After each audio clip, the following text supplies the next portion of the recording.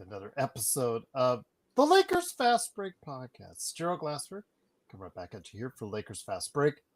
Pop Culture Cosmos, where we cover the latest news and trends in pop culture each and every week, twice a week, wherever you get your podcasts. On the latest Pop Culture Cosmos, which I'm dropping by tomorrow morning for your Monday morning drive, Josh Peterson and I are covering the big success for Demon Slayer this weekend. I actually saw it too, and I share my thoughts on it. I know, because Joe was looking for me, and I'm like, I'm at Demon Slayer, man. It's 2.5 hours long. Sorry, bro. Well, with the commercials and the trailers before it, it's 3.5 hours, but that's beside the point.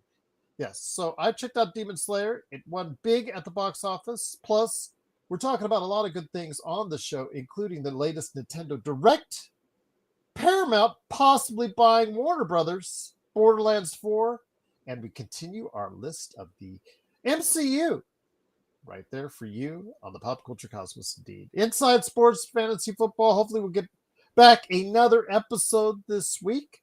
I touched on it live earlier last week, so hopefully your fantasy football teams paid off. I will probably win my Money League game again, despite Joe Burrow getting the owie, who will be out weeks. Yeah, that wasn't too good, but fortunately I have Patrick Mahomes as my backup, so there you go. So yeah, what's your thoughts on fantasy football? How are you doing? Please let us know, and we'll hopefully be back for another episode of Inside Sports Fantasy Football later this week as well. Do you want to go ahead and mention Joe Soro's here? Don't forget his channel, The Joe Soro Experiment. He'll be on after I am talking about the Dodgers, NFL football, and more. So go ahead and check out the Joe Soro Experiment. Please like and subscribe. Don't forget to like and subscribe to us. Like and subscribe to him. Follow us. All that good stuff on social media. Plus also as well our good friends, Empire Jeff TV, Daniel Berry Sports Highlights, yo, and a big shout out to the Lakerholics who were on earlier today. And these guys were shouting. Well, there was a glitch. I was running the Pop Culture Cosmos on a different program, and I noticed that the guys were having trouble, so I had to help them while simultaneously being live on the air. So if you're listening to the Cosmos, you hear me, a couple stutters or whatnot, that's what I'm doing, because I have two old men arguing in my head while I'm trying to do another show. They got livid, and when I joined the show after I was done with the Cosmos, they got even more livid at each other. In fact, if you want to see Laker Tom give Jamie Sweet the finger, we're telling him he was number one live on the air, go ahead and check out the latest Lakerholics right there for you, and stop by their site at Lakerholics.com. And I got a big announcement to talk to you guys about. I'm doing it again. NBA team previews are going to be available to you. I'm going to be rolling them out each and every day here for the next, let's say 2-3 weeks or so. And it starts off with Legend and the Atlanta Hawks, and that'll be dropping first for our members. My conversation with media members all around the country, in fact, in different countries as well. I've actually taped quite a few of them, and I have them ready to go, and I'm going to be releasing some each day. So go ahead and make sure you get it as far as become a member first, because you'll be seeing it first before you get to see it as a regular member, audience member. So better become a member for just $2.99 a month. I'm doing stuff for my members because the members getting first right here at the Lakers Fast Break podcast. So yes, Atlanta Hawks team preview. That starts tomorrow. Then Boston, Brooklyn, and going on from there. All right. So we get into it as we get closer and closer to training camp. The Eurobasket League just ended with Germany winning earlier today. Dennis Schroeder being the hero, scoring the last, I think, 7 or 8 points to get them the victory over Finland. No, it's over Finland. It was over. Greece won over Finland, but Germany did win today. I do know that. So, yes, great victory for Germany in the Eurobasket League today. Now everybody's starting to focus and turn their attention to training camp. But with the Lakers, it's kind of different because everybody knows we have a lot of players that are up for contracts this season. So they'll be playing for a new contract. And 2 of those are 3, actually, if you consider DeAndre Ayton in the starting lineup as well. 3 Lakers will get it. So DeAndre Ayton will save for another day, but Rui Hachimura and Austin Reaves are the guys, the man in the hour this time around. And in this hour, wanted to go ahead and discuss the possibilities of them. You keep them? How much do you keep them? Or do you let them walk? Do you trade them? All the possibilities. We're going to talk about that because I know that earlier today, Jamie Sweet and Laker Tom went at each other, tooth and nail, yelling, screaming, obscenities, the whole 9 yards about those two when it comes to whether or not you should trade them, what have you. I know that, of course, Laker Tom is a big proponent of trading, and Jamie Sweet wasn't. So go ahead and hear their conversation here after the show. But Joe Soro is here. Joe, let's talk and let's get into it, my friend. Great to have you here. Hopefully you've had a great weekend. I know that we've got stuff in the burner as far as planning, as far as our show coming up here in the not too distant future, a special one indeed. But I am bringing out those team previews starting later tonight for members. So your thoughts, Joe, on this as far as the 2 major free agents to be in this discussion with Rui Hachimura and Austin Reaves. Your thoughts on both? Let's start with Rui Hachimura. I know a lot of us focus on Austin, but let's not forget what Rui does, what Rui doesn't do, and what Rui provides this team. And is he worth retaining long term, or do you trade him before the trade deadline later this year? If you can get someone better, yes, for both. Okay. But I don't see that happening for both. Maybe one if the right opportunity comes. Letting go of the players, that will depend on the process of the summer.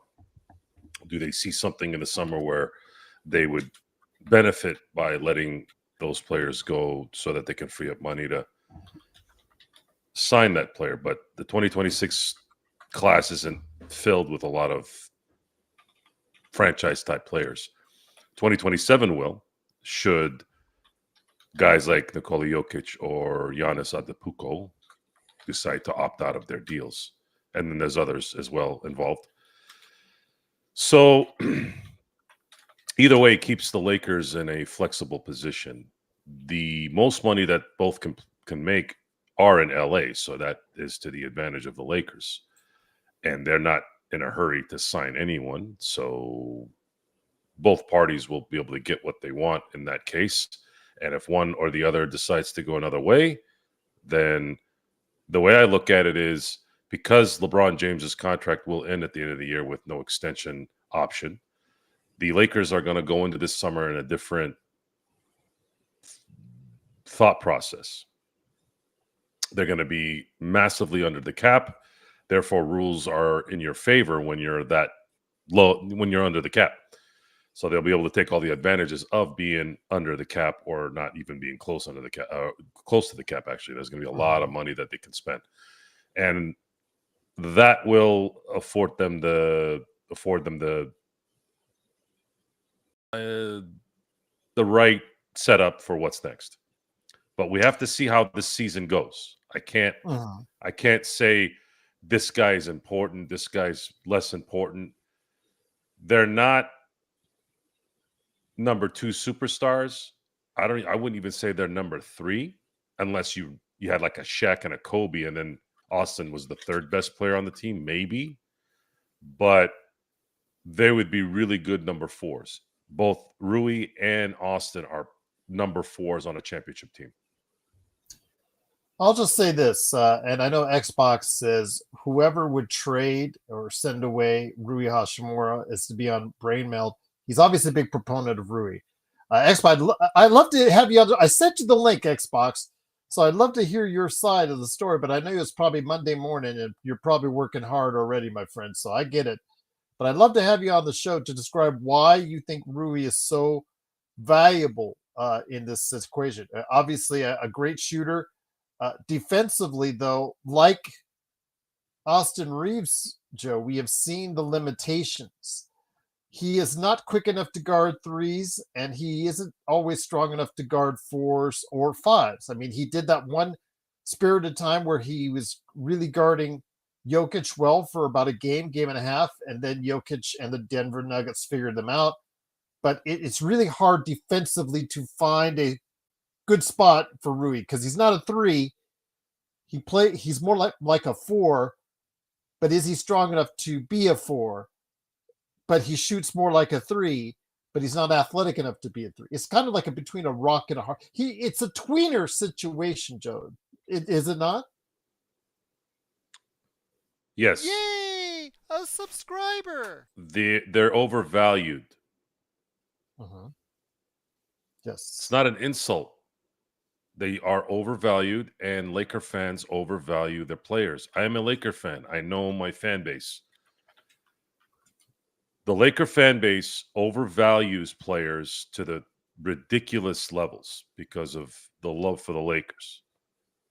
And the noise that you hear, the news that you hear outside, because people are so easily manipulated, is that we are supposed to believe that Austin Reaves, because maybe his agent is sending out feelers with the media. Gee, I've never heard that before. About how he's worth a certain amount of money. If you all don't remember, we heard this already about Austin Reaves when he signed his current contract. Oh, they better give him the money. Greg Popovich wants him. No one wanted Austin Reaves. And he got paid $14 million instead of 25. I'm not saying that's going to happen again, but if you pay Austin Reaves, and I'm going to repeat this over and over again, if you pay Austin Reaves the second highest salary on this team in the summer, and you finish the summer with that, unless you got some secret deal that you're going to go get somebody like Giannis, Jokic, whoever of that ilk during the 26-27 season, then you are putting yourself in a position where you are not going to win a championship. So where I'm getting at that is, in my view, Austin Reaves is a $20 million a year player for 4 years. If you really want to give him a 5th year because you have his bird rights, okay. He's pretty durable. He's good with chemistry. People love him on the team. Management loves him. He does work hard. He has squeezed every ounce of talent out of his mind, body, and soul. Got to give him a little bit of kudos there. But you cannot pay him more than $20 million a year, in my view. If it's a shorter contract, $25 million for 3 years, then that's a different story. But for 4 or 5 years, you cannot pay him more than 20. I'm sorry, he is not worth that money. Rui, pretty similar. Pretty similar. But if you're going to pay both those guys $20 million, $25 million a year, now what are you left with at that point? So what I believe is going to happen is, I believe the Lakers are going to keep one. And I think they're leaning towards Austin Reaves. And depending on the situation, they may trade Rui before the deadline for something of substance, depending on where they are in the standings. And if not, then they'll try to negotiate a contract that would work for them with Rui. And if it's not something that they like, then they'll just let him go. So I'll ask you again. I know that I want to get to some of the comments because Best League says that Rui has no value. And I'm not sure that a 42% shooter in the league doesn't have value, Joe. That is a player that, again, probably best suited. I would agree with Best that probably best suited coming off the bench. But I think he has some value. Who said he didn't have value? Best League. Who the hell is that? He's a regular. He's regular. Best League? Yeah. Best League. Oh. Yes. Oh, Best League. No, Best League. No. He has value. I'm sorry. 42%. Bronny James doesn't have value. Well, I'm just hell, saying even Jackson Hayes has value. No. That's a horrible term to use for Rui. Rui is a solid NBA player and a player that will work on a championship team if he's a fourth option. And he has been, to his credit, Joe, become more consistent. And that was his big deal, his big flaw. His consistency was just wild when he first came to the Lakers. That's why Washington let him go, because they didn't know what to expect one day to the next. But he has worked on that consistency. And again, a 40+% shooter in the past 2 seasons. It's clear that he's worked on that aspect of his game. And as a wide open shooter, getting 4 to 7 looks a game could become a real asset to any team, even with the defensive side. But you're right. I don't think you should utilize, whether or not you see him as a starter or the 6th or 7th man coming off the bench. I think he does have some value. Yeah, I don't know where that comes from, Best League. Sorry, I'm not getting it. No, Bronny does not have defensive value at all. When? Where? He hasn't proven it on the NBA. Where has he proven I'll this? say this. He hasn't proven it on an NBA level yet. And I think, Best, you would agree with that. He has not proved it on an NBA level yet. Let him prove it on an NBA level, not a G League level, an NBA level, and not a Summer League level, an NBA level. Let him prove it on that level first, and then we can have that conversation with Bronny, because I'm still not convinced yet. I have to see Bronny perform in actual, not garbage time, in actual competitive time, because every time, the limited number of times he was thrown out there last year, do you remember the Tyrese Maxey when he ate him up and spit him out for dinner scenario? And I understand that's Tyrese Maxey, but let's put him out there, second quarter, to start the second quarter. Let him put him out there a couple times against some off the bench guys in the NBA. Let's see how he plays itself out there as far as defensively first before you make an evaluation. I'd rather not see it, because I already know. Well, I know your idea. Yeah, if he's out there, the Lakers are dead. Comparing value with someone like Rui Hachimura, who's a legitimate 6'7" ball player in the NBA that can actually shoot and can play some decent defense and has good chemistry with the team and is actually improving year in and year out. I don't even know how that even becomes a discussion of comparison. Both Austin Reaves and Rui Hachimura have proven that they have value, extremely good value, but not on a championship team as a 3 option, which is kind of what they've kind of gone back and forth. We know you meant trade value. Best League. We know when it comes to Bronny versus Rui, we know you're meaning actual trade value, because I think not a lot of teams are asking for Bronny right now as far as any interest in trades. Oh, maybe trade value. Yeah. He's right then at that point. Yeah. There's really no value for them. We've been saying this all summer. There's no value for them. You can't trade those guys for someone better unless there's a disgruntled player, and that's what has to go out. There is no value out there that's better so that you could trade those guys. And if you're going to trade Rui, there's no reason for the Lakers to trade Rui or Austin for less, right? This isn't a Cedric Ceballos situation. If Rui was a pain in the butt, Austin was a pain in the butt and ruining the locker room and the chemistry, yeah, okay, then they get rid of him for lesser, just to get him out of your, subtraction. It's an addition by subtraction, but that's not the case here. The setup is that the Lakers, if they have any chance of competing this year, they had to maintain the depth, preferably some continuity, which they have, and they have done both. But it's chance. You still have to risk. You're still risking with the players that you've retained for nothing, given up in DeAndre Ayton and Marcus Smart. You're hoping that these guys reinvigorate their ultimate talents.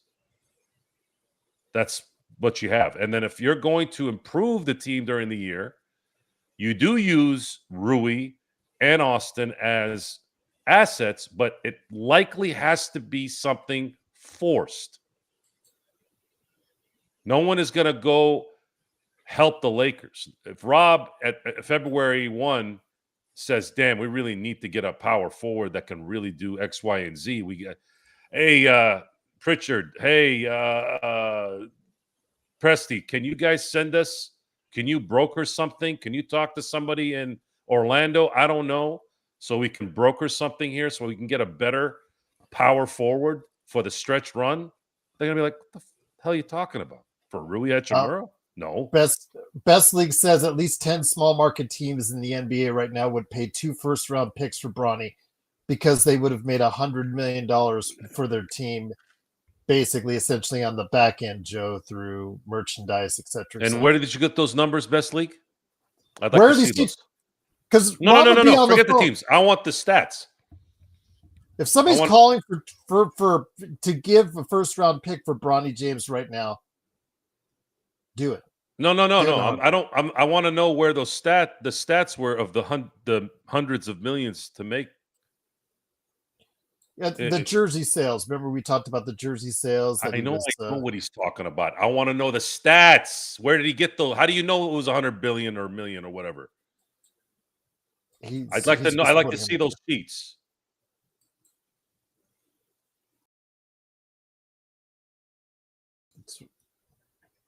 What's up, Legend?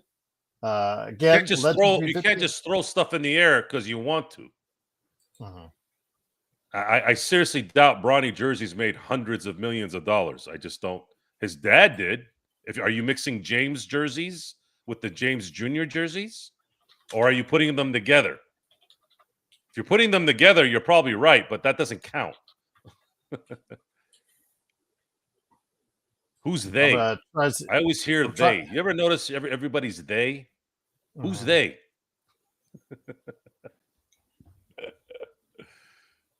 Best League, you're starting to get to tonight. You started off middle league.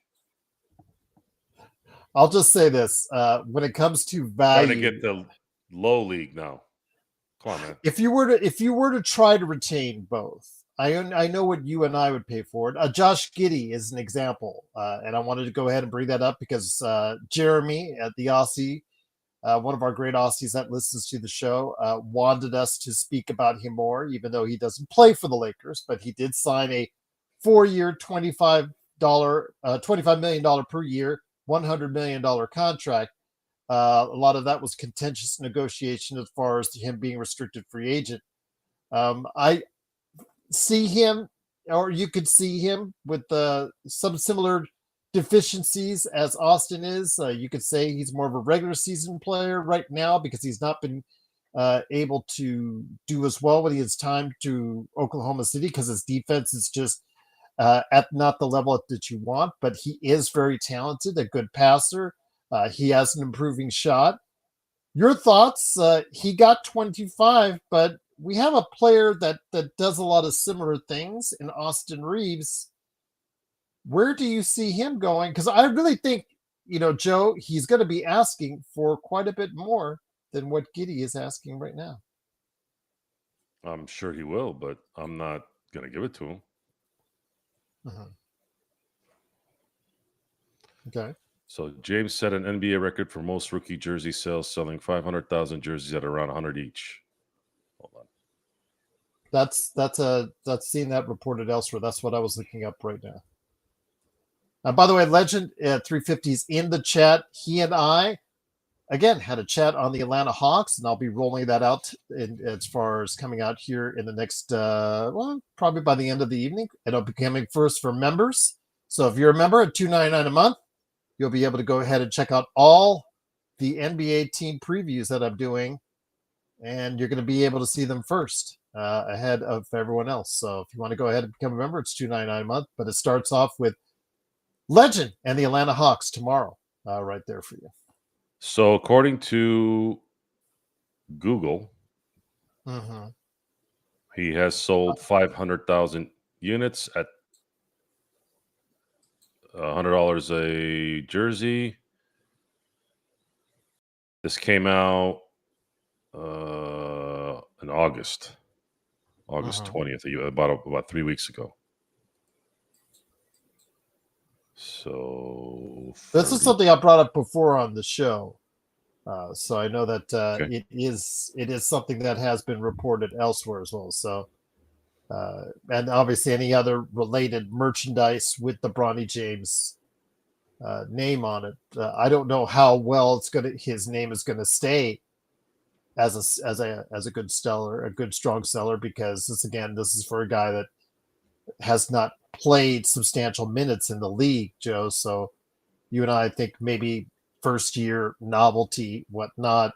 After that, we'll see what happens as far as sales concerned. Or does the James name live on as far as through Bronny? No. At least dollar wise, cash register wise. Okay. Well, 100 millions is different than 50 million. I know 50 million is still a lot, but I don't.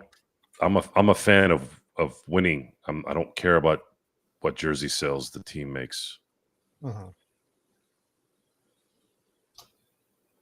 So to On Fire And Digital, I can't figure out. Did you see a lot of Bronny James jerseys out there? I don't remember seeing a lot of those.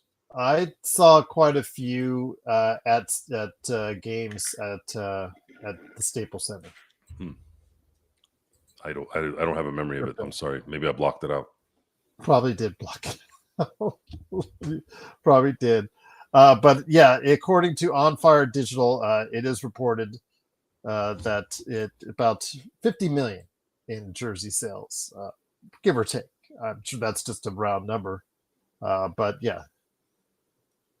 Or is it 5 million? So that's the thing. 5 or 50 million. It just No, it was 500,000 at $100 a pop, which is 50 million. okay. And I don't know what the marketing costs and distribution and what do the Lakers make He was out of not that? in the top 15 though in the NBA. To give you an idea, he was not listed the top 15 in jersey sales. So I'm not. I don't.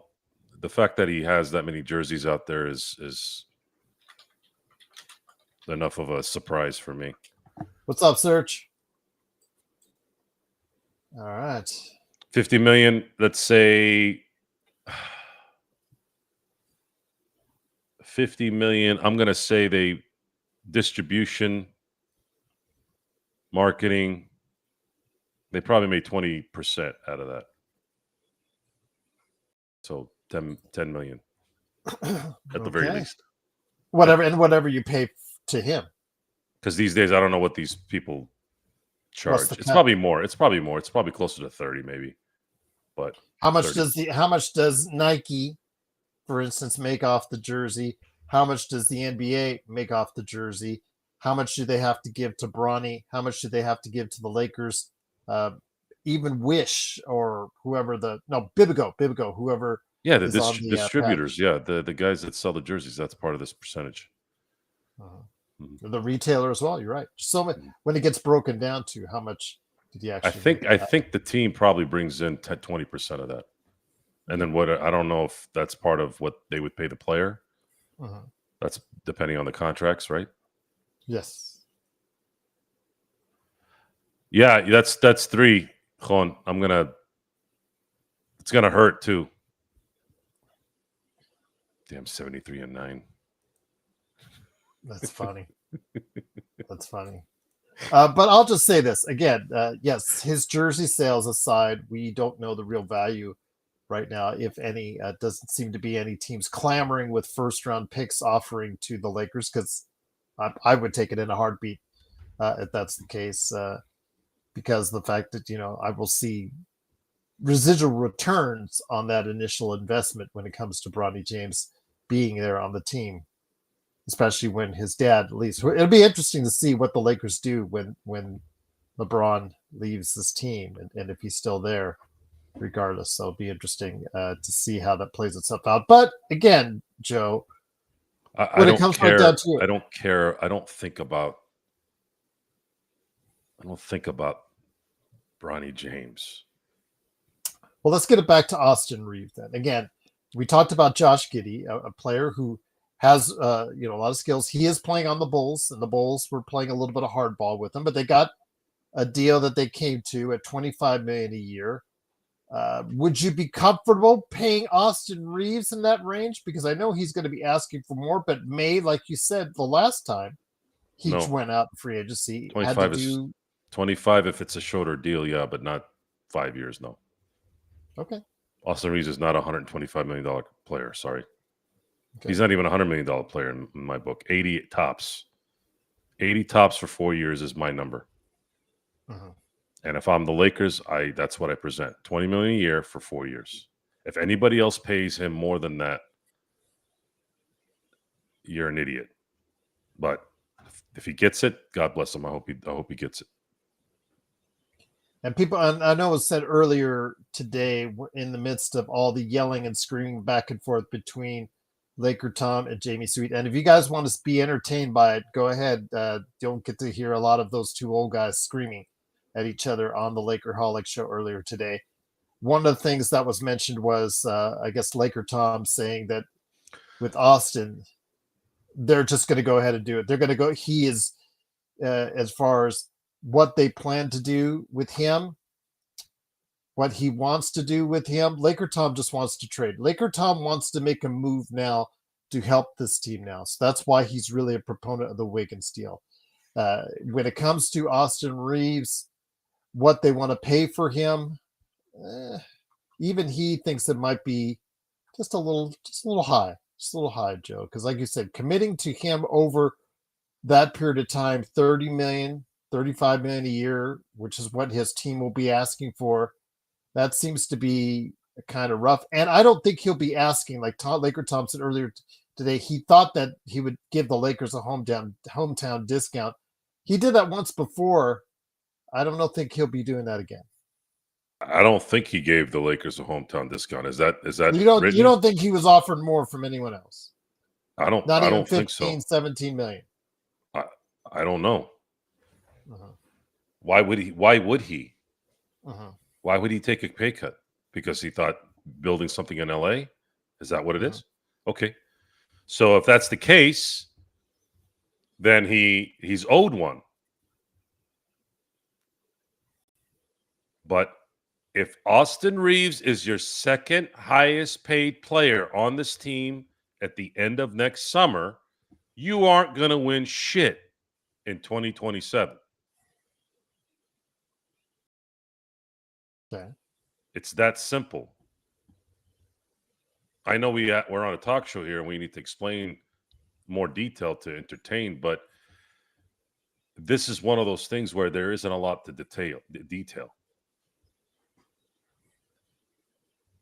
So the Lakers focus after this season, unless they win a championship, must be to find the next superstar for the Lakers to play with Luka Doncic. Austin Reaves and Rui Hachimura and Bronny James and Jackson Hayes and Gabe Vincent and anyone else left on this team is not a superstar. So I'm pretty accepting of the fact that guys like Marcus Smart, guys like DeAndre Ayton are not likely going to come back unless the Lakers decide to bring them back because they're part of a title team. That's it. This team is going to be skin and bones with Luka Doncic by the end of the year. If there's no star out there that's kind of on teetering back and forth on whether he wants to come to LA or not. Jeremy says Giddey is a legit 6'8" point guard. Yes, the way he can pass, distribute the ball, I won't question that. And his shot is improving. Very good offensively. Defensively, it is a problem that no one has been able to solve yet. In Chicago, they don't need to worry about it because they just haven't been that good yet. But Oklahoma City traded him because he He is just an enigma out there in crunch time or in playoff time, being out there trying to find a spot for him defensively. But no one can question his offensive skills. Same thing goes with Austin. That same type of discussion. These players that have a lot of focus and a lot of success on one side of the ball, do you see a limit on as far as how much you will pay those type of guys? Because Austin and Giddey seem to have a similar type of ceiling at this point. I don't care about comparisons to Giddey. Giddey and Austin Reaves in a lot of ways are not the same player. Giddey can be a scoring machine at any time. Mm-hmm. And I think his ceiling's much higher than Reaves. But I don't see the point in comparison. The Bulls signing Giddey to $25 million per is the Bulls having to sign somebody, because the NBA requires at least 90% of the cap to be fulfilled every year. Well, they've already got that with some of this. They got to give that money to somebody. Yeah, they got to give that money to somebody. So those who were always complaining about, oh, well, Kobe got $30 million his last 2 years each, they had to give that money to somebody. NBA players are required to have there's a threshold that you have to meet. And at the time, no one wanted to come to LA. I mean, what were you going to do? Sign Rob Sacre to $50 million a year? No, you're not. He got that money for services rendered, and all those jersey sales, and it's Kobe, and it's cachet, and all that stuff, right? People still came to watch Kobe. Right now, the Lakers, and it's going to be much clearer once the transfer is official. Once Mark Walter and the Guggenheims are officially the owners of the LA Lakers, hopefully in about 2 months, then you guys are going to start seeing a little bit of what you're probably going to need to see to understand what's next. I'm not thinking about Austin. I'm not thinking about Rui at the end of the year. I'm just not. I'm not even thinking about LeBron. All I'm thinking about is get through the season, see if you can win a championship. If you can't, now it's time to build the next title team. And if Rui and Austin want to be a part of it, cool. If not, that's cool too. Lakers will not lose anything by having open space in 2026 without Rui, without Austin, without LeBron. They're going to be in a better position that way, because now they can choose to build the team that they want. If Austin and Rui want to or collect the money that they're worth, then that's a whole different story.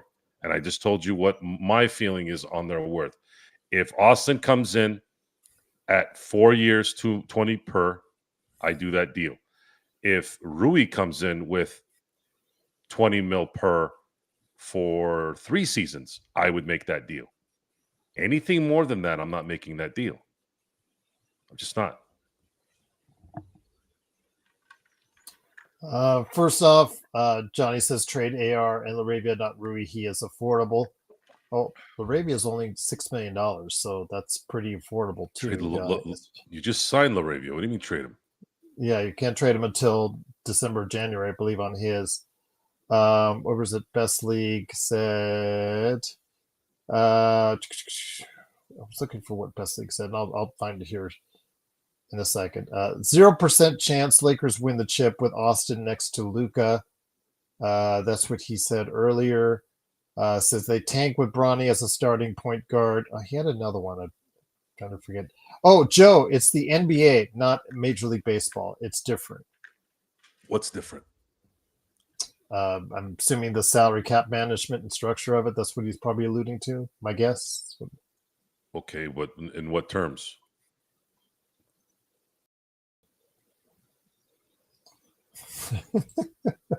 Search. Too funny, Search. I remember he who should not be named, but unfortunately gets named a lot. Graphics 235 says according to Net Bronny made. Yeah, we were talking about that earlier. We reported that before a couple months back. Yes, his success outside of the court, yes, that can't be denied. He was not in the top 15, which is interesting, but those which tells you probably how much those other guys do in jersey sales. But obviously, that's still very strong graphics as far as 235. I don't think he made 50 million. He probably netted maybe 10% of that because that's probably what they sold in total jersey sales from is about 50 million. Because for him to earn 50 million off the jersey sales, they probably would have had to sold close to 500 million jersey sales. Yeah, I don't see $500 million in Bronny jerseys go out. So yeah, but I do see him being quite successful financially. I would say if you told me if he made more money in jersey sales than its actual pay as a Laker, his actual NBA contract, I would say you're right on that. But not to that extreme. But yeah, he did generate 50 million in sales as far as his jersey. I think I would say a 10% cut of that would be what you would think for that player.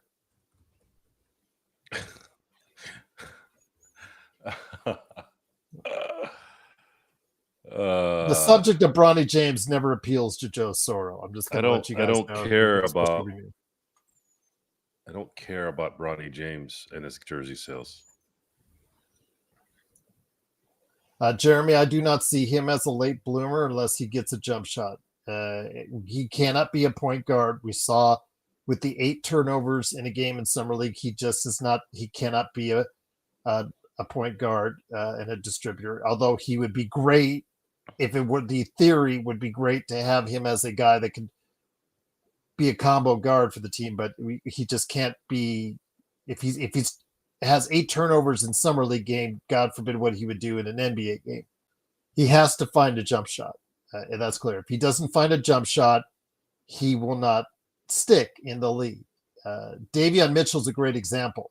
Davion Mitchell, great defender when he was drafted, and always noted as a great defender, but could not stick, as Johnny will tell you, with Sacramento because he just could not get consistent playing time because of certain limitations in his game, i.e. his jump shot. Went to Toronto, bounced around, finally found consistency in his offense when he got to Miami, and actually found he was actually a capable ball handler as well.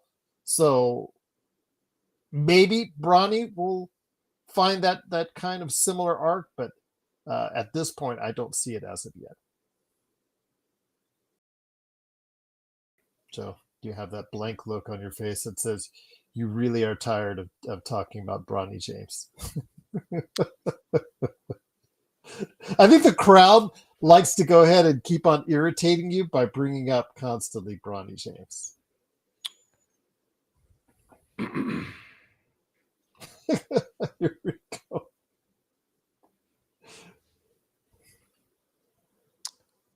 Bronny's an underdog, huh? Bronny's a novelty, like Chuck Nevitt was. Come on. That was an underdog story, if you want to say that like that. But he was a novelty. Bronny At least James. Chuck Nevitt was 7 feet tall, though. Yeah. There's a lot of 7-foot stiffs that make the NBA because they're 7 feet tall. If Bronny was Thanasis size, I'd be a little bit more open to his potential. Well, don't get me started on Thanasis.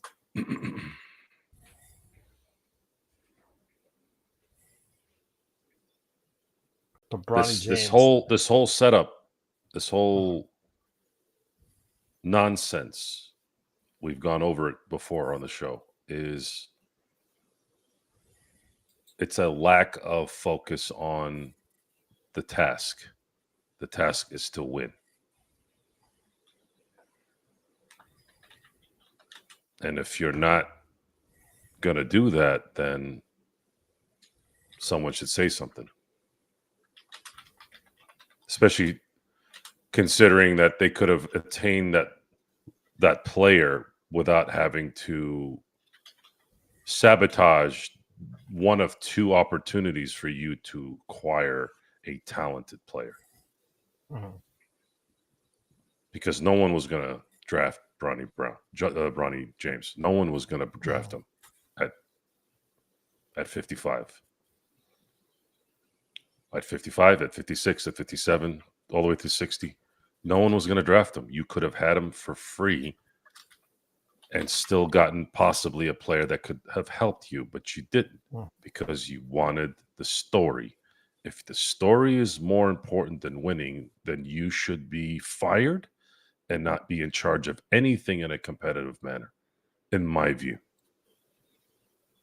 You could have still had those jersey sales.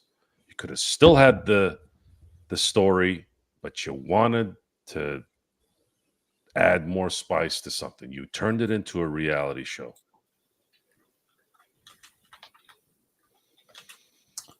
Legend, I just can't wait for the Bryce talk. Oh boy, can't.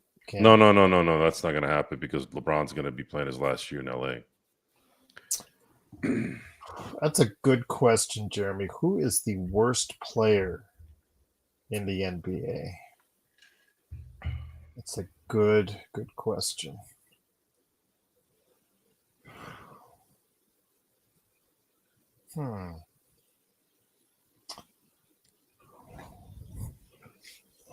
I know Sochan, they're really trying to make something work with him, and nothing has worked with him in San Antonio. I know we have Vanderbilt here, who, again, I said on the air earlier today, I would love to have gone. It's a good question. I think Bronny is close to that as far as right now being one of the worst players in the NBA, but Dalton is sticking up the joint as well, so it's really hard to put both those guys right there, in that context, without saying one without the other right now. Dalton has to really start finding his groove back again as far as an offensive player. It's a good question. I would have to take a look hard at some of the 14th and 15th players on the roster, or two-way players on the rosters of these NBA teams, Jeremy, but I think he's close to it right now. We'll see. Again, he had some ups and had some downs. Bronny did in summer league, so we'll have to see how it goes. Does he improve? He actually did improve his shooting, but it's still not anywhere near NBA average level as far as from the outside, and that's going to get him as a 6'2" player. He has to be able to shoot better from the outside for what he can do for a team. Otherwise, teams are just not going to guard him. They're going to let him shoot all day. They're going to back off from him and let him have it, and they're not going to be scared of him driving the basketball at all. Maxi Kleber, good one, Richard. Yeah, on the Lakers, Maxi Kleber, he looked pretty bad in his one appearance, although he was coming off of the foot surgery, I believe it was. So we'll see if he is that bad. He's been terrible in Dallas the past couple seasons, so hopefully we can get a resurgence from him. But Jeremy says Sochan has some talent. I think Bronny is the worst. I'm not going to argue with too much on that one, but yeah, maybe there's a second rounder that's on one of these teams that might be the worst, but Maxi Kleber, and it's not close. Where did this conversation go wrong, Joe? But let's get back to the players that we're talking about at the head of the show, Rui Hachimura and Austin Reaves. So what kind of value do you put on them, as far as what kind of priority do you put as far as retaining them? You said keep one would be satisfactory to you if it were at the right price. What is that satisfactory price to you on keeping or retaining one or the other? Or do you even think or contemplate keeping both? I did say the number. What was it, about 4 20? years? 4 years, 20 per for Austin, and 3 years, 20 per for. So 20 is the magic number. Mhm. 20 million. Okay. If I the have a salary feeling- cap goes up 10%, which it looks like it will, okay, maybe 22. But step one, the official transfer of ownership to the Guggenheims and Mark Walter. Well, I am waiting for that, and then I'd like to see how Luka plays. Yeah. That's next. And if Luka is playing out of this world like he has been in the Eurobasket League tournament, I'm going to feel pretty good that he's going to help them win a lot of games this year. And then the expiring contract guys go up a notch because they're playing in their last season and they want to make sure they maximize their profitability. Mhm. Those are all in the favor of the LA Lakers. And if Rob can somehow turn the trash that's on the team still into at least one really good player that can add depth to it, that's a good thing too. That would be a good thing for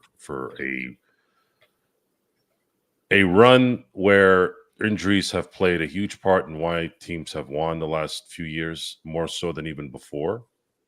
And I'd like to see if the Lakers can slither their way into it and somehow make a run. Bloodhound said AR turned down 4 for 88. He's not taking 20 million a year. I would agree with you, Bloodhound. I don't think he is. Again, if I was his team, I'd start out high, and I'd start 35 to 40, and then work my way down. But you're right. Based on the 25 million that Giddey to me is very important in this equation because again, player with similar attributes on both sides of the ball. I really think that you have to assess that, okay, he signed for 4 for 100. Is eventually what Austin going to get is similar to that, or is he going to get something more because it's like one season later as far as the adjustment, as far as what players of his ilk are worth next summer as opposed to this summer. I know what I would be asking for him. I know what I would be thinking what I would pay for him. The 4 for 100, I guess I could. I'd say 3 with a team option would be mine for 100 as far as the max I would do for him. But again, you have to give it with the context of, is he going to remain your starting shooting guard going forward? It's just a weird fit. It's going to be okay during the season because, again, the Lakers are going to rely a lot on their offense during the season. But when you need someone to go ahead and guard at a high level defensively in the playoffs, Austin is just not that guy. And I don't know how much value you can give to someone that defensively in the playoffs, Joe, is just not that guy.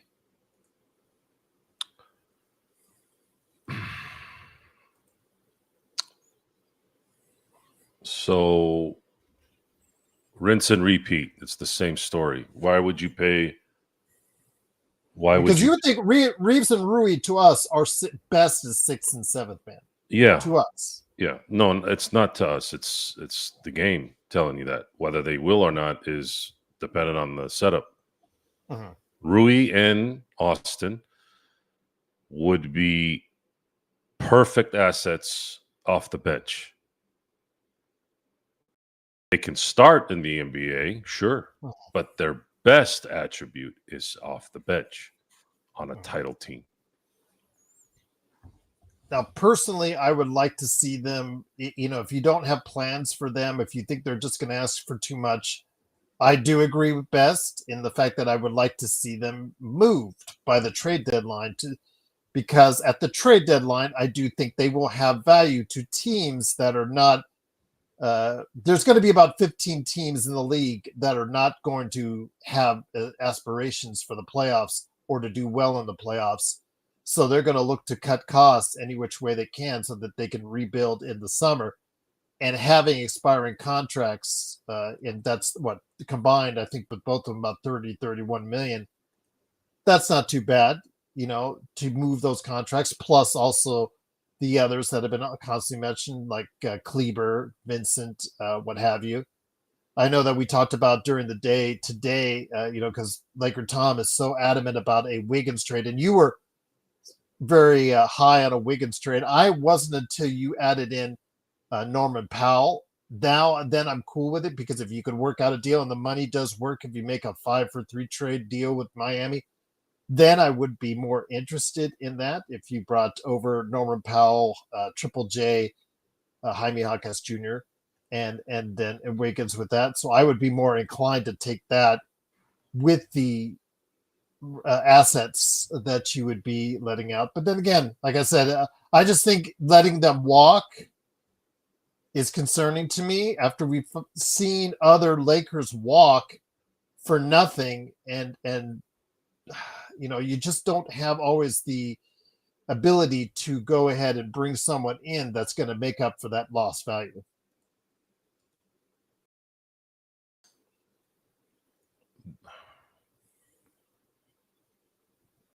Are you going to be able to get somebody better?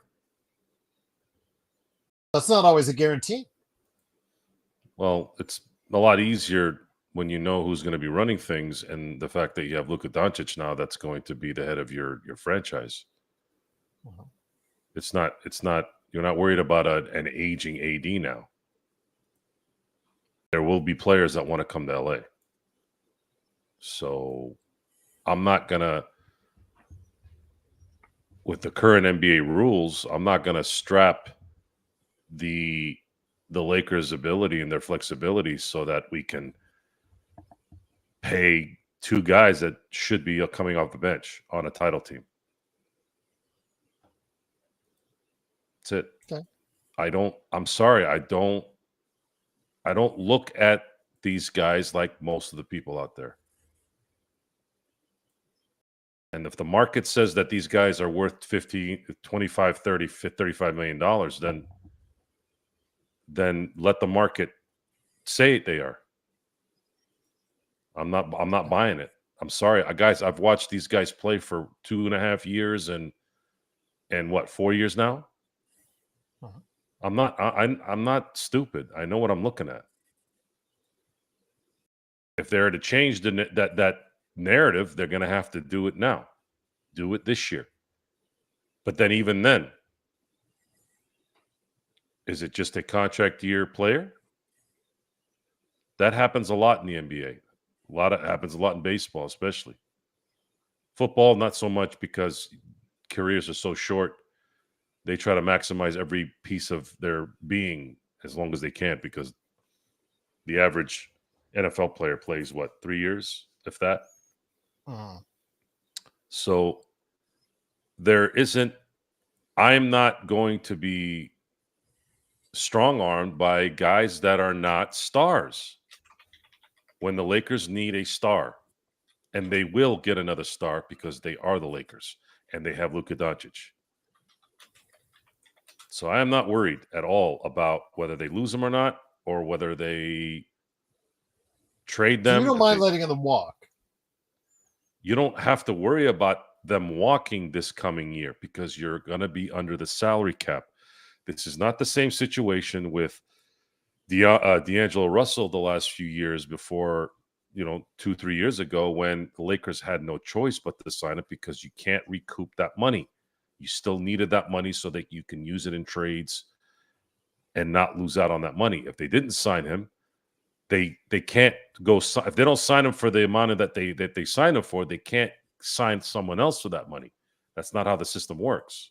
In this setup, if everybody leaves, they're under the cap. It doesn't matter. They can fill up the cap. They can go get somebody else of even value, or maybe even a little bit better. I don't know. We'll have to see how that develops in this next summer. Okay. We'll have to see how it develops on how much you commit, or whether you do commit to Luka. Excuse me, whether you do commit to Austin or Rui. We'll have to wait and see.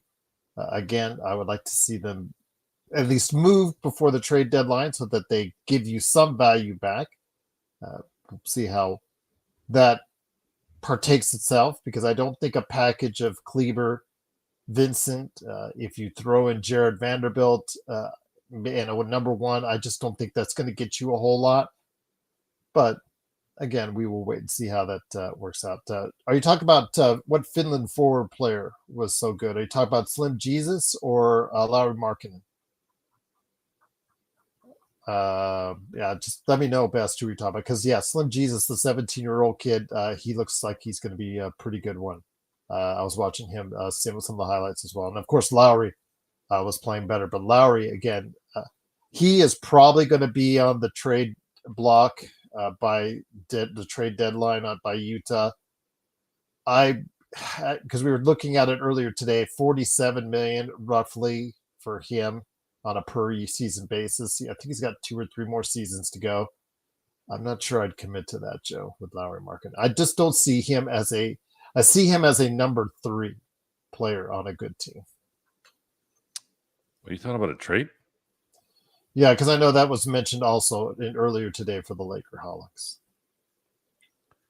Did these guys read anything? Do they know how much that guy's making? Does anybody pay attention to what these guys are making? And do you all understand what the new CBA is?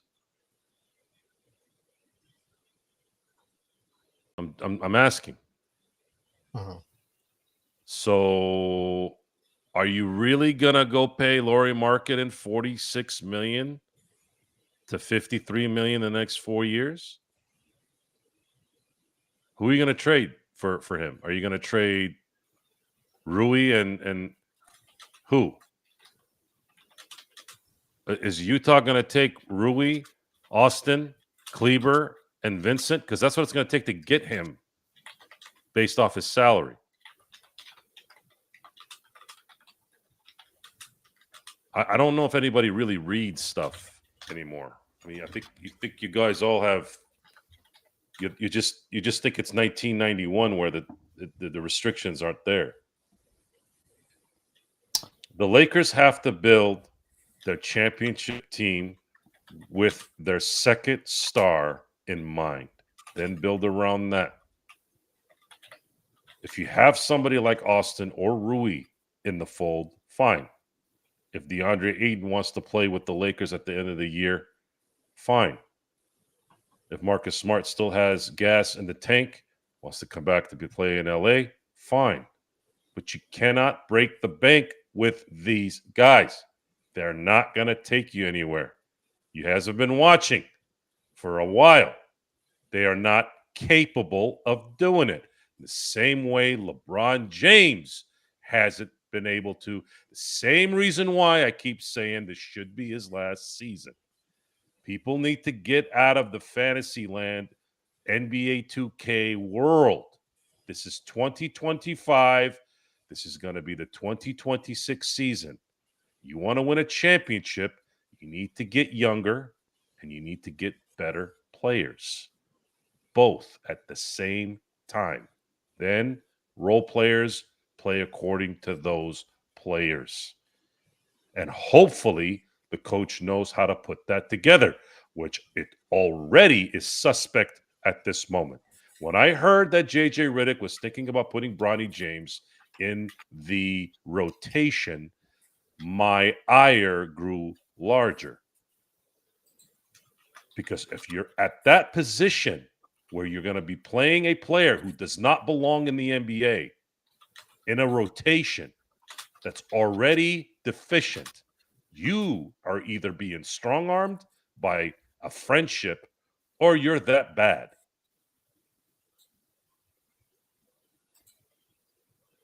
Okay. You think Tyrese Maxey's going to be the only guy that's going to run that kid out of the gym? What happens when he starts playing against, when he gets healthy again, Jason Tatum's and the Jaylen Browns and the SGAs and the Donovan Mitchells and Darius Garlands? You think this kid's going to be able to do anything against those freaks? You have any idea how good those guys are?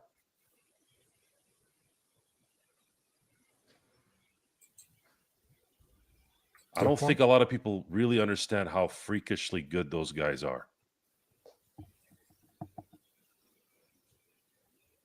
And it's just, I don't understand.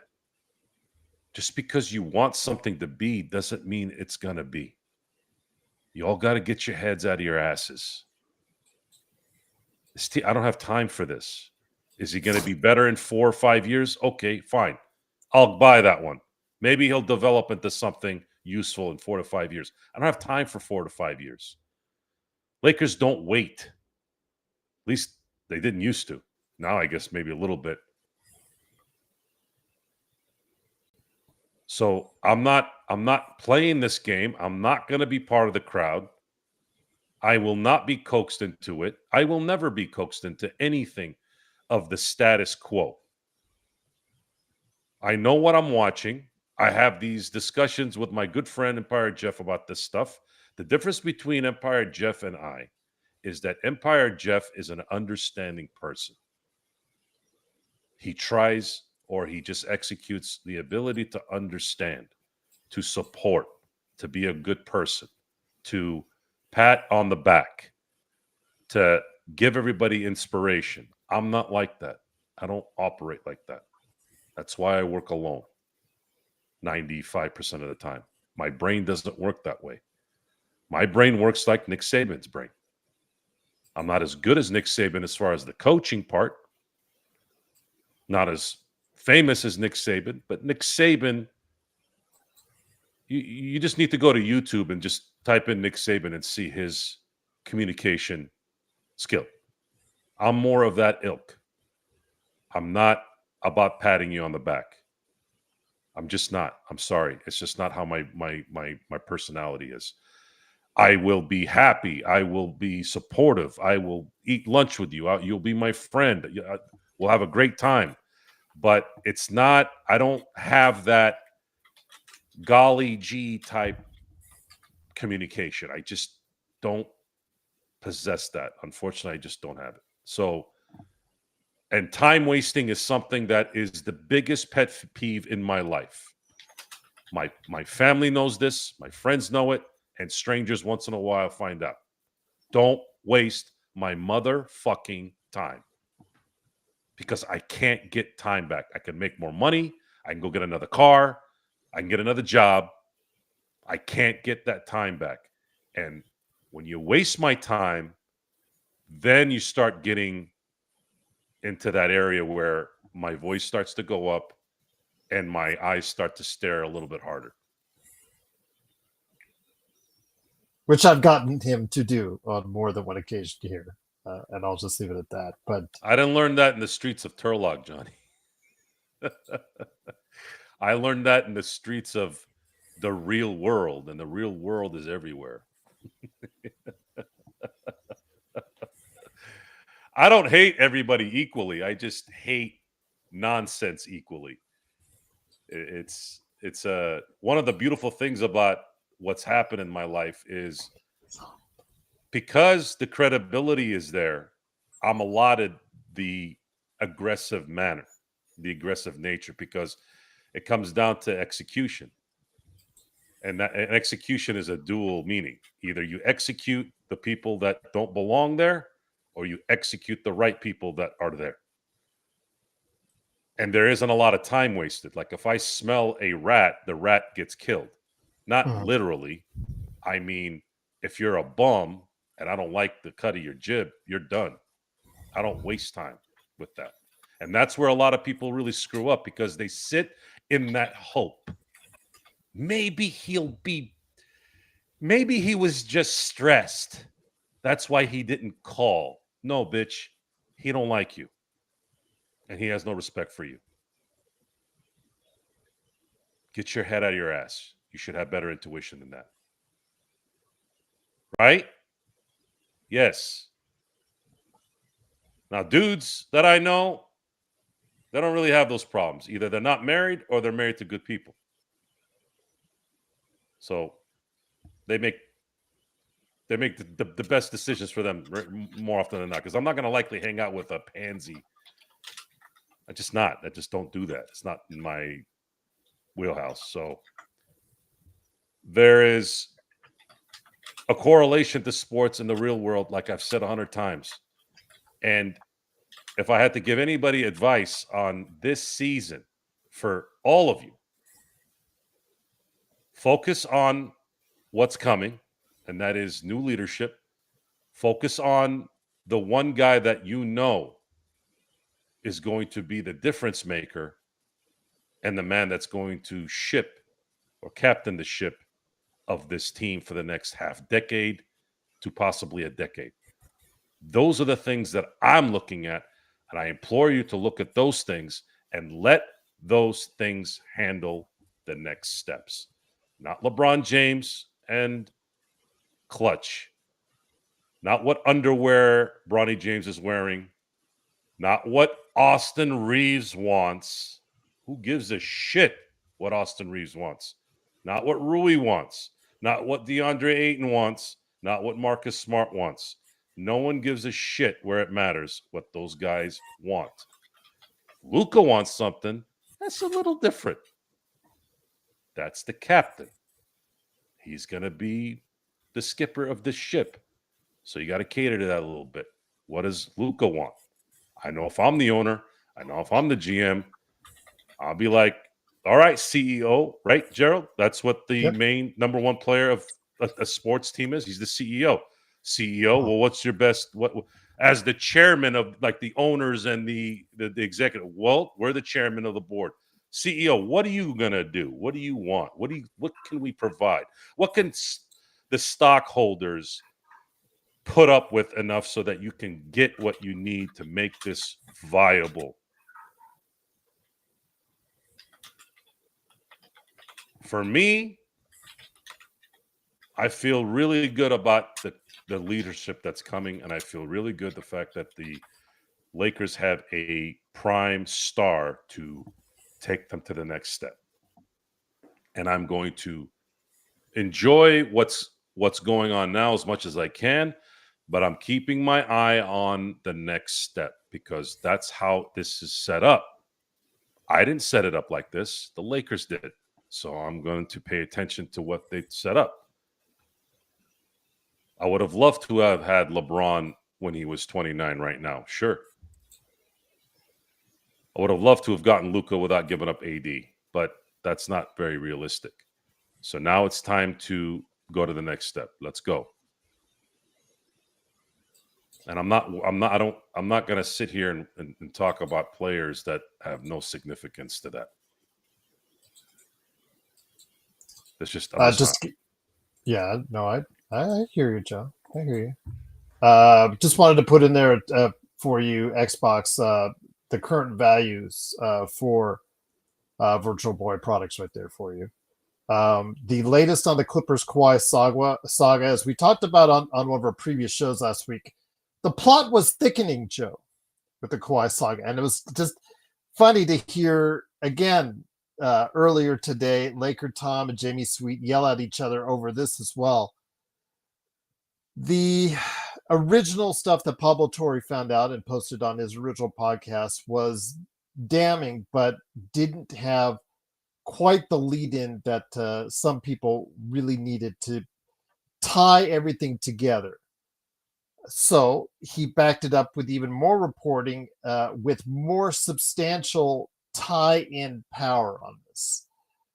I really think if the Clippers get out of this with just a little slap on the wrist, and I know there's a certain monetary ceiling that they could be fined, which to you and I know both as well that Steve Ballmer could pay just something out there with this loose change in his wallet. That's not a problem. But the draft picks, but most importantly, the punishment of Kawhi Leonard himself, because this all goes back to Kawhi and Uncle Dennis as far as their demands outside of what he normally gets paid on a regular basis has led to this. And has led to this type of chicanery or the stuff that really looks shady. I know that Jeremy asked earlier, how does it look to you? It looks shady as all hell. It really looks, it smells. If it smells, it smells. And this really smells, Joe. It really sets a bad example. And if the league does not do something definitive about it to the Clippers, to Kawhi, to Uncle Dennis, to all these three, if they do not do something definitive to them, then really this sets a bad precedent and also tells the league that they're going to go ahead and they can do something similar. And for the Clippers, this is not their first time. Since Ballmer took over, they got into hot water, because remember they had also the deal where they had some side deals set up for who is the center that plays backup now in Denver, DeAndre Jordan. Yeah, they had a shady deal going on there. It was to a much smaller scale, but it was nonetheless proven out to be something really bad. And then of course, when he was a free agent, Uncle Dennis asking for his client, the sun and the moon, all these silver things that the Lakers, Toronto, and other teams said, no, we're not interested in.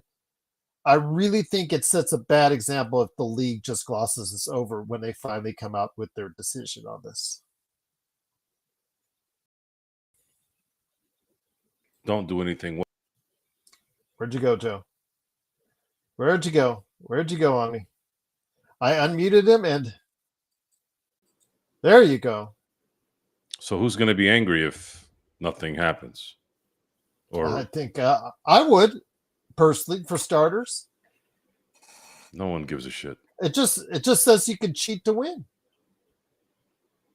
You can have side deals in place. Yeah. You can have companies that you're keeping afloat simply to go ahead.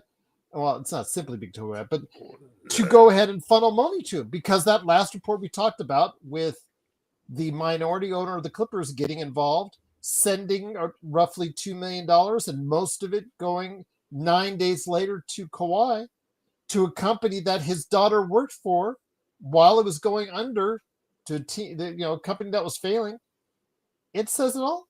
I don't know how Adam Silver is going to react to scenarios that might be circumstantial, right? If he's a lawyer, he's going to look at it that way. Is there going to be definitive evidence that they said, hey, we need to do this so that we can bag Kawhi? That's what they would need. They would need something definite, something where someone really ratted everybody out and said, hey, look, I brokered this deal because Ballmer and management from the Clippers said we need to make sure Kawhi gets what he needs so that he can come to the Clippers, not go to the Lakers. Okay. That's kind of what I'm waiting on. What is the final straw here? Who is what? If it's just, oh, well, Kawhi didn't know, and then there's no line to Kawhi knowing. Okay. Is it Uncle Dennis? Is Uncle Dennis on tape saying, you do this and I'll make sure Kawhi comes to the Clippers? But there's a paper trail, Joe, that's... Okay. If there's a paper trail that says that, and if they're that dumb to put it on paper, then I think it ends badly. So you don't see any shadiness at all in the $2 million that the minority owner of the Clippers, the guy who only owns 1%, sends to this business that in the contract that he signed when he was doing this, knows that it's a failing company and that it's in a lot of financial trouble, but sending this $2 million only to be turned around, and most of that being sent to Kawhi 9 days later, because Kawhi representatives had already mentioned to Aspiration that their payments were behind. Is that enough evidence for them to say that that's because, was it attached to Steve Ballmer? Or is it just separate, just because it's just minority ownership of the Clippers doing that? Well, Ballmer, because he initially put $50 million into the company. And remember, the original deal with Aspiration and the no-show deal was $48 million. Or no, it was $28 million. But also was found out by another reporting entity that $20 million in stock options were also granted as well. It just smells, Joe. It smells pretty bad.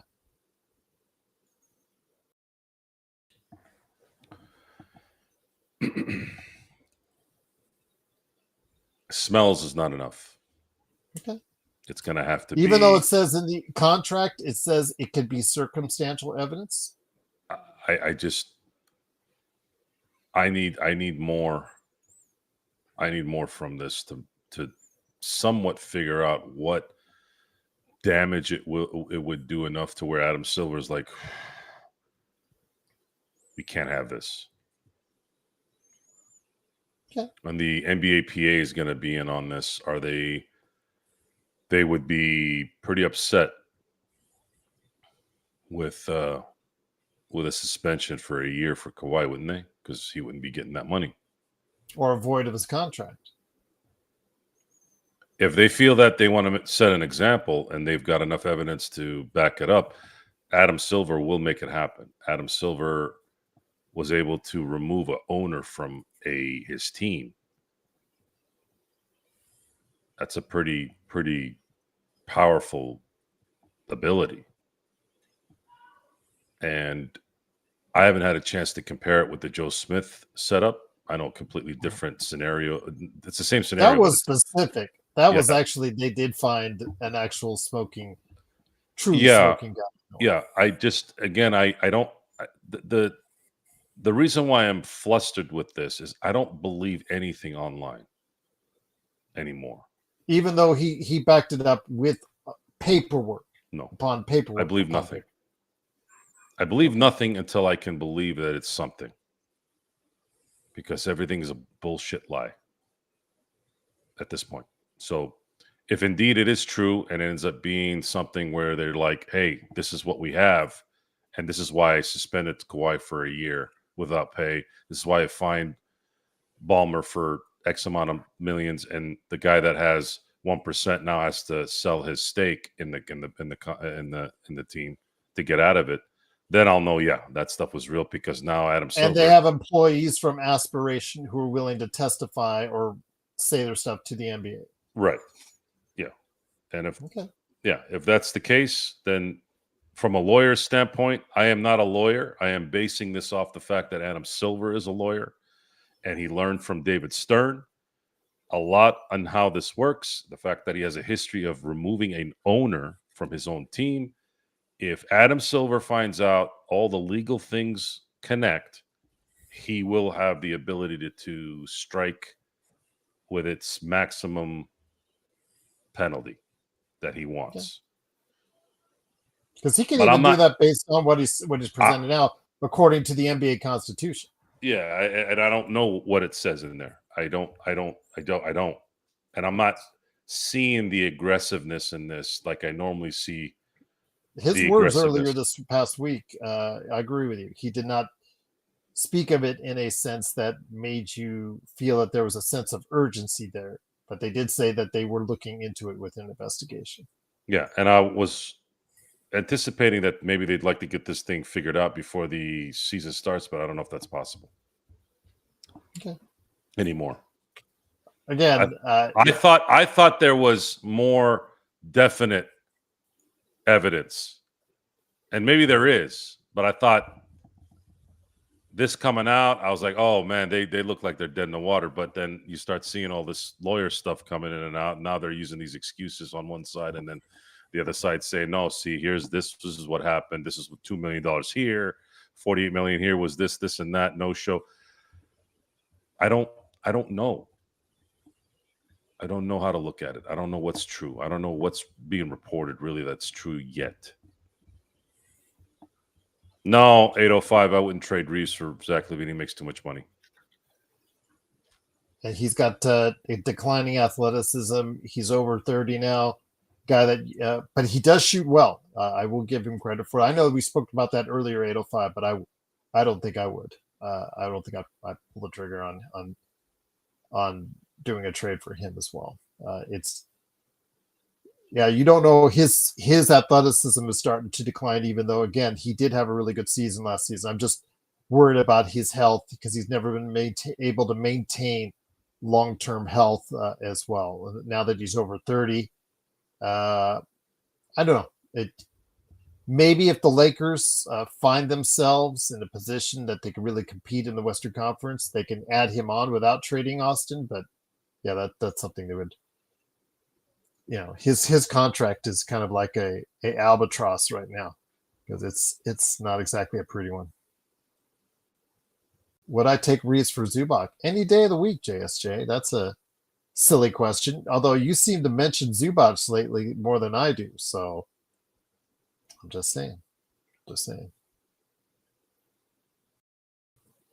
I mean, I don't think anybody would turn down that deal. I mean, you've got a player that's under contract for several years now, just in the prime of his career, that could really anchor your defense and rebounding like Zubats can, and it did for one of the best defensive teams in the league last year for the Clippers. That's a no-brainer. Search and Destroy says Zach LaVine averages 100 points a game. Maybe on Sacramento he might. I'm sure he'll get his shots. That's a team that we talk about the Lakers being all offense and not a whole lot of defense. That's definitely going to be a team that doesn't have a lot of defense there. Yeah, and to go back to the Ballmer thing and the Lake Clipper thing, I had one of my guys on Lakers Ball kind of pinpoint some of the details of the process so far. A significant part of the $50 million that Ballmer invested went to other urgent payments and not just Kawhi. So Kawhi received, I think, $3.5 million of his third payment from that money. He wasn't paid the other 3.5 until the last round of raising capital that had occurred some like 7 months later. I think it was in December.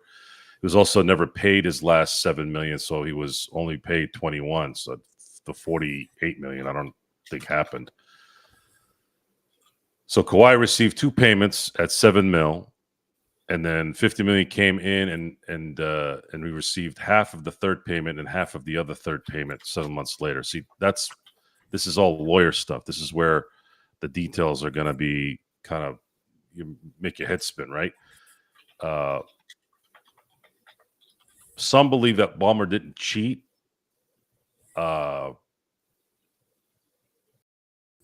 But also wasn't cut and dry.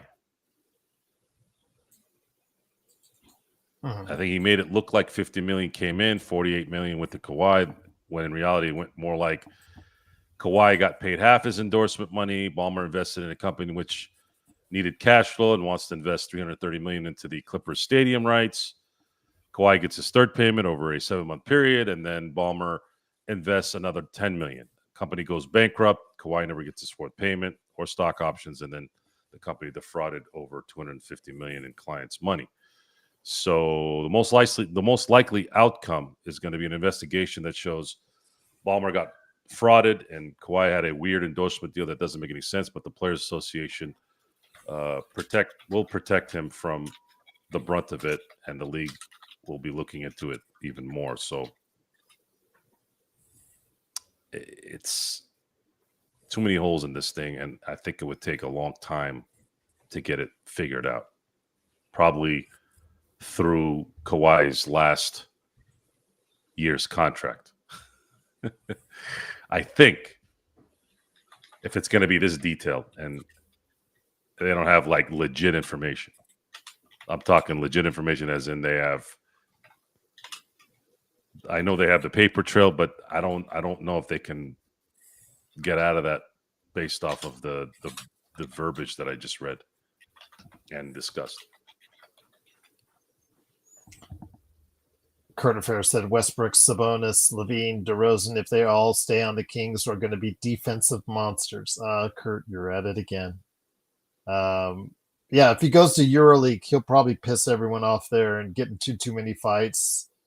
He'll probably flip off the crowd, and then he'll get kicked out of EuroLeague. Give it a season.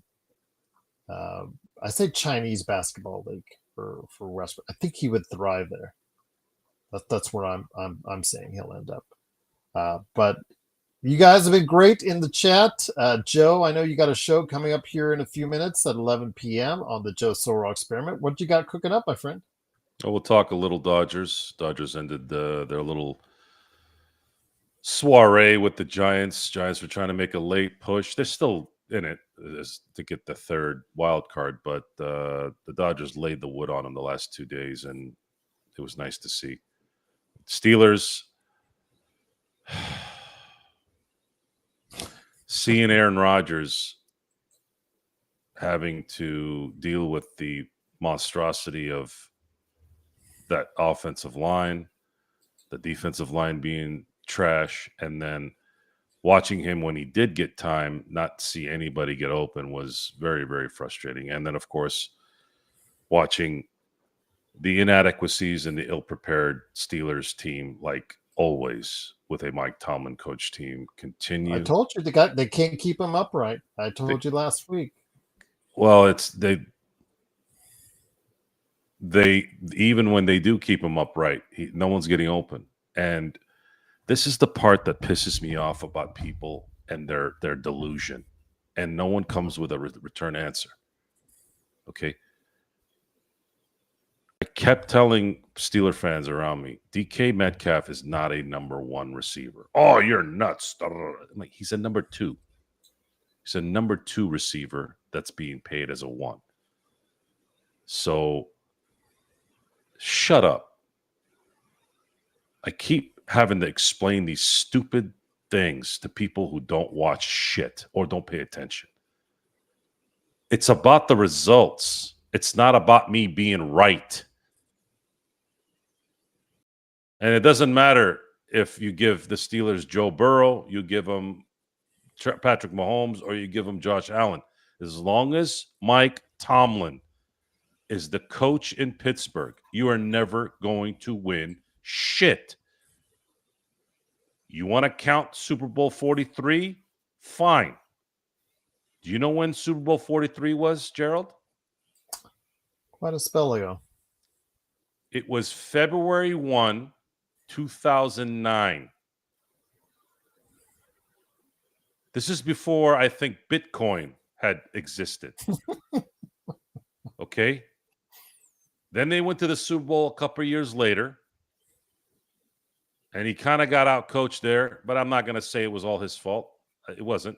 Losing Marquise Pouncey in the AFC Championship game that year killed the Steelers in the Super Bowl because all the pressure came up from the inside, and there were a couple plays where Big Ben couldn't get a pass out. One of them ended up being intercepted in return for a touchdown. Anyways, point is,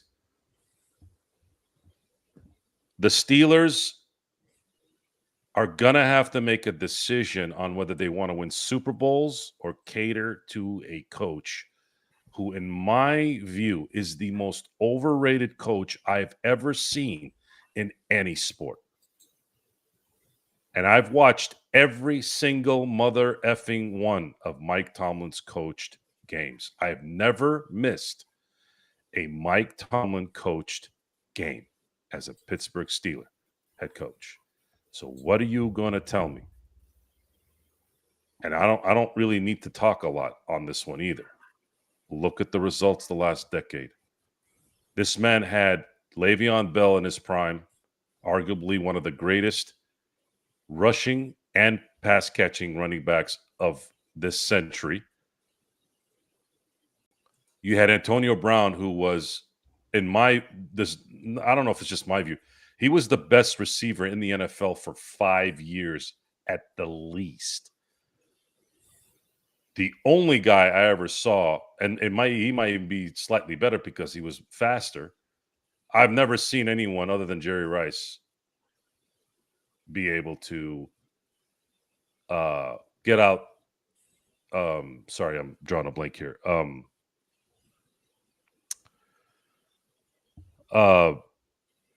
To get out, I'm drawing a blank. I'm sorry. In terms of route running, I've never seen anybody get out of his route quicker than Antonio Brown, other than Jerry Rice. Johnny disagrees with you. He says Mike Tomlin isn't the worst coach. He's just average. No, he's not average. He's average when he's good, which is not good. It's average. Mike Tomlin is bad. He is a D+ coach, C- D+ coach. When he's good, he's C+, B-. That's it. He is not. He has no idea what the hell he's doing. Absolutely no idea. Team is constantly ill-prepared. The team is constantly in terrible positions. It's just how many different offensive coordinators, how many different defensive coordinators can you get to before you start looking at the common denominator? You've had Aaron Rodgers for a couple games, and I've seen Aaron Rodgers play his entire career, and I've seen him look pretty damn good the last 2 games. You could see Aaron Rodgers still has it. And how long did he have Big Ben in his prime in terms of passing? Not Big Ben between 2004 and 2009.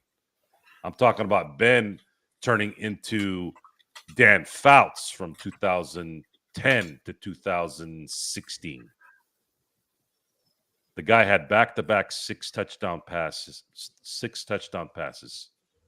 back-to-back games, 6 touchdown passes. I mean, Big Ben was on fire when he was throwing the ball, when he didn't have to rely on the defense as much.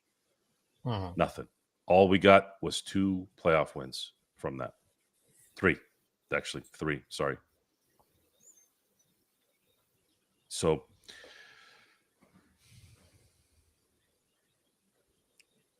I don't really have a choice there, Jay. I don't. I'm just tired of bad coaching. It's exhausting. Ill prepared. It's not being prepared that this absolutely kills me. There's a difference. You can tell when a player sucks, a player that can't do what they need to do versus someone that's put them in a position that's been bad.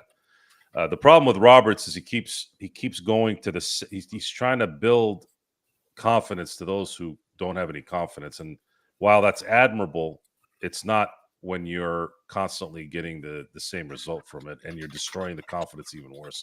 The Tanner Scott thing reminds me a lot of the Clayton Kershaw thing. Roberts made some major blunders over his career by putting Kershaw in bad positions because he wanted him to come through because he loved Kershaw. You can't do that. You have to put people in the right position. You have to make a decision on winning first before making yourself feel good. And that's just how I'm looking at it. That's how my brain works on it. And I don't. Oh yeah, Pete Carroll is 10 times better than Tomlin. Oh, that's not even a discussion in my book. Yeah, Dirk, Browning, absolutely. When the waiver wire gets open, that's obviously someone I'm going to look at because he likes Chase, and I have Jamar Chase. That's what I did. I tied those 2 together when I drafted them. I picked Chase. I was granted the number 1 pick. I got Chase, who played like a number 1 today. But Burrow's getting hurt. Obviously, that changes things. I'm still going to win the game because I have the 2 Raiders receivers, Bowers and Myers, for the Raiders against the defense, the Chargers defense tomorrow. So I should win. Still my matchup for tomorrow for this week. But yeah, I definitely have to look in getting another quarterback. But I do have Mahomes as my backup, so that's not too bad a backup there. So he's someone that you can easily slide in there and still get you 19, 20 points right there in PPR leagues. Johnny says, Joe Soros, Snoop Dogg is a Steelers fan. Put him in as coach. At least you got to look from him, Johnny. All right, fair enough. Guys, great to chat with every one of you. Again, I want to make sure 805 Chargers over Raiders. Tomorrow? Oh, yeah, that's.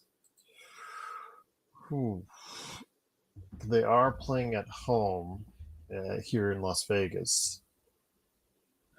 I'm going to say the Chargers look good, Joe. So I don't know. It's hard for me to lean away from the Chargers. I'm just hoping that the Raiders can go ahead and Geno Smith can throw for another 250, 300 yards. That's all I'm caring about. I need to see more from. I got to see more than just one game in Brazil with the Chargers, but I had a really good day today. I won week 1 pretty convincingly, and then I've won today pretty convincingly. I had Jared Goff as my quarterback, and Bijan Robinson had a good game. Good question though, 805. Because I've told you guys that when you go to the Raiders games, like if Joe went to the Raiders game that we were thinking about going together to, the Raiders in Pittsburgh, it would have been 70%.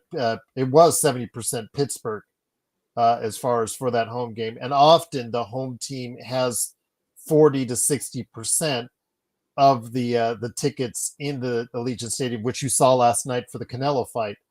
But the Chargers, remember in Carson, it seemed like they had the same thing where the opposing team would be more of a home game for them. Remember the Chargers were even complaining about when they were in Carson about how it seemed like a home game for the other team. I don't know if that's transferred over to SoFi. So you guys would have to let me know about that because I haven't seen a Chargers home game at SoFi yet. I could say that there will travel, there will be contingent. I don't know how much of the space though with the Legion. That's actually a really good question because I'm not sure where to place it down because they don't have the following, Joe, that some other teams in the NFL do. The Steelers traveling well isn't necessarily traveling well. The Steelers, after the steel mill shutdowns in the late 60s and early 70s, dispersed Steeler fans all over the country. And it coincided with the fact that the Steelers and TV, because TV, color TV, all got really big in the late 60s. And then NFL films became this iconic media really at the heart of that era going into the 70s. And what you saw was a fan base that was able to see and a country that was able to see the Pittsburgh Steelers dominate a decade. And it kind of followed through there. So that's why there's so many Steeler fans across the country. It's not them traveling to go watch the Steelers. It's that there's Steeler fans in every city, every major city, every town. There's likely a Steeler bar in every there's a Steeler bar in every major city. Oh, there is. Many Steeler bars in even urban cities, urban and rural cities. So I wouldn't necessarily blame the Raiders on that.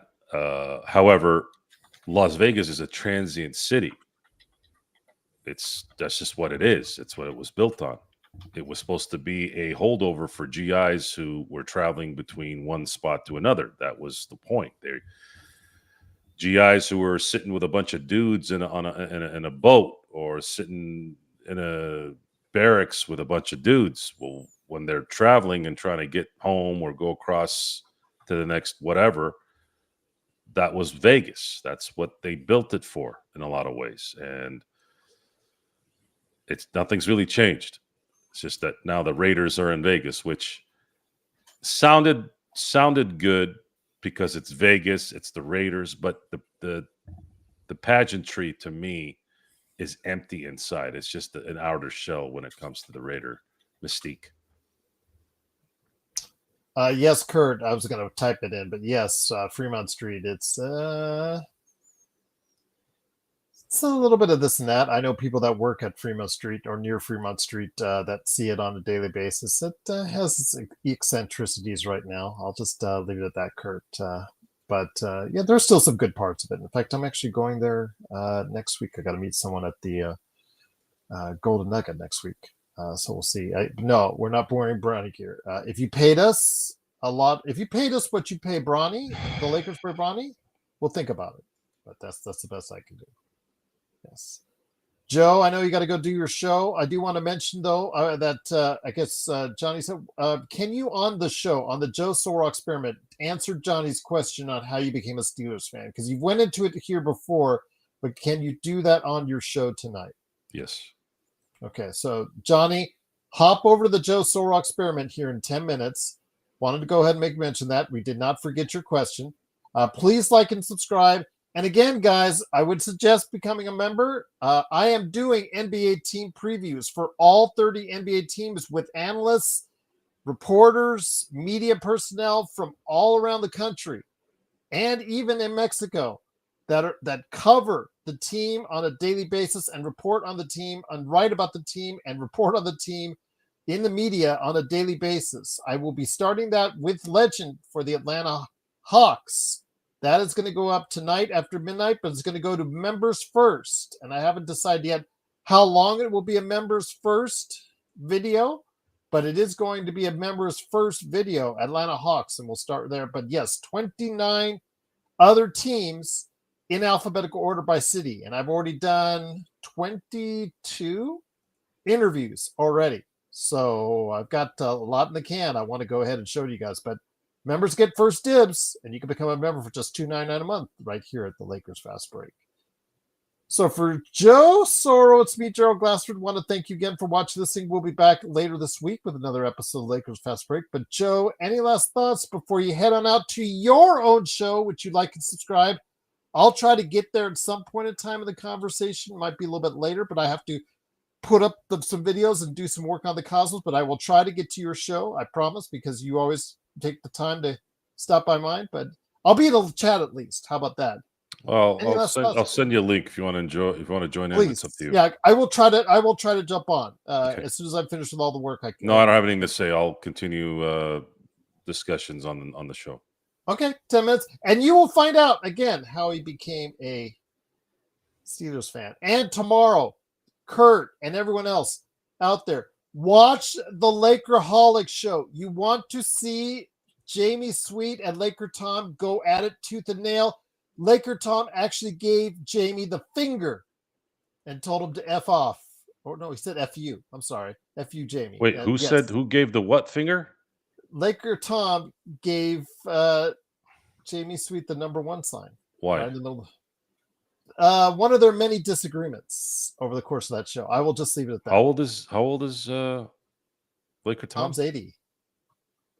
So an 80-year-old man with he's got a pacemaker. He's got with a defibrillator. He's got one of those things where it's a defibber. If he has a heart issue, it gives him built in. So those two went at it. I thought he was going to have a heart attack. And I'm trying to do a Cosmos, guys. But while you're watching it and I'm off the air, I'm actually in the studio trying to help run it because they had a glitch to start off that show. So I had to come in there and start the show for them. So I have to stay on stage right there on the side. So I'm not actually on the show for the first hour. But I'm trying to do a Cosmos at the same time, simultaneously on another channel. So that it's hilarious. Yes. These guys were at each other tooth and nail. One of their biggest arguments yet. And Kurt, you have to see where I mentioned you in there as well. So go ahead and check it out. It is the Lakerholics. But first, check out Joe Soro coming up here in 8 minutes on the Joe Soro Experiment. But we will be back later this week. Don't forget the NBA team previews starting tonight for members and coming to everybody else later this week right here at the Lakers Fast Break Podcast.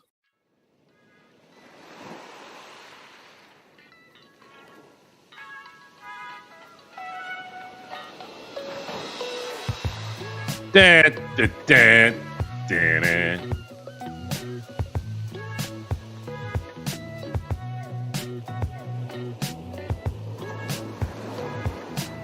Why are you guys laughing? The hell's so funny?